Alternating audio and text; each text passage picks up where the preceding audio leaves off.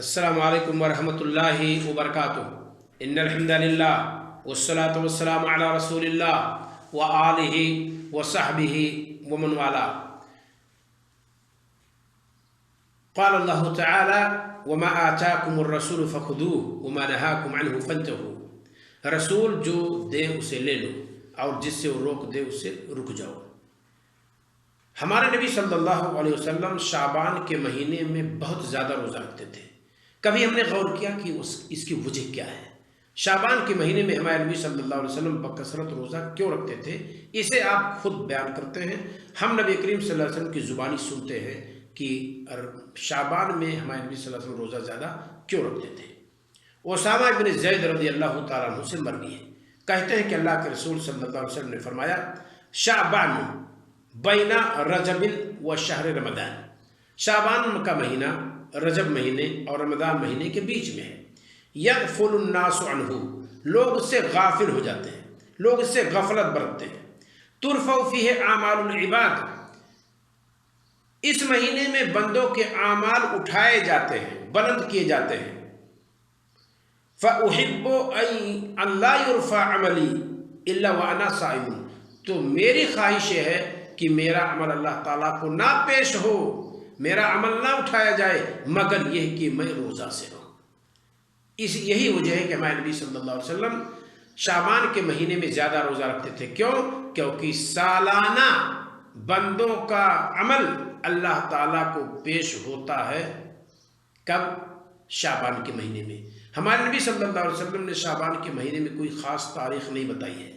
یہی وجہ ہے کہ آپ بکثرت روزہ رکھتے تھے کہ کوئی بھی تاریخ ہو تو اس کے موافق ہو جائے، جیسا کہ ام سلمہ رضی اللہ تعالیٰ عنہ کی حدیث میں موجود ہے، عائشہ صدیقہ رضی اللہ تعالیٰ عنہ کی حدیث میں موجود ہے کہ نبی کریم صلی اللہ علیہ وسلم کو دیکھا گیا کہ بکثرت روزہ آپ شعبان ہی میں رکھا کرتے تھے۔ بعض روایات میں ہے وَفِيهِ تُرْفَعُ الْأَعْمَالُ لِرَبِّ الْعَالَمِينَ، شعبان کے مہینے میں اعمال اٹھائے جاتے ہیں جہانوں کے پروردگار کے لیے، گویا کہ اللہ تعالیٰ کو پیش کیا جاتا ہے۔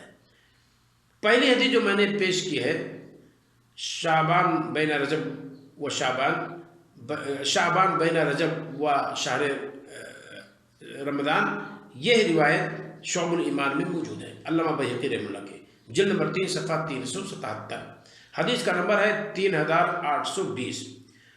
فضائل الاوقات کے اندر بھی موجود ہے اور یہ بھی علامہ بہقی کی کتاب ہے، نمبر ہے 21۔ اور ابو ہریرہ رضی اللہ تعالیٰ عنہ سے اور اسامہ بن زید سے محاملی نے اپنی امالی کے اندر ذکر کی ہے، صفحہ 414، اور حدیث کا نمبر ہے 486۔ کنز العمال میں بھی یہ موجود ہے 35171 کے تحت۔ جمع الجوامع میں بھی موجود ہے، نمبر ہے 45 حرف الشین میں، اور جامع الحدیث میں بھی موجود ہے 13421 نمبر کے تحت۔ تو بہت سارے محدثین نے اس کو ذکر کیا ہے۔ اور یہ عبارت وَفِيهِ تُرْفَعُ الْأَعْمَالُ لِرَبِّ الْعَالَمِينَ، یہ بھی شعب الایمان میں موجود ہے، جلد نمبر 3 صفحہ 377 اور نمبر ہے 3820۔ رہی بات حدیث کیسی ہے، تو یہ حدیث کیسی ہے؟ اس حدیث کو محدث عصر علامہ ناصر الدین البانی رحمہ اللہ نے حسن قرار دیا ہے۔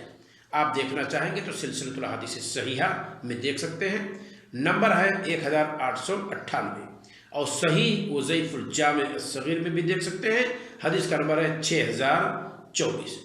تو اللہ رب العالمین ہم اور آپ کو اپنے نبی صلی اللہ علیہ وسلم کی سنت پر چلتے ہوئے شعبان کے مہینے میں بکثرت روزہ رکھنے کی توفیق عطا فرمائے، کیونکہ ہمارے اور آپ کے اعمال بھی اللہ تعالیٰ کو اس مہینے میں پیش کیے جاتے ہیں۔ تو ہمیں اور آپ کو بھی پسند کرنا چاہیے کہ ہمارے اعمال جب اللہ تعالیٰ کو پیش ہوں تو اللہ رب العالمین کے خاطر ہم اور آپ روزہ سے رہیں۔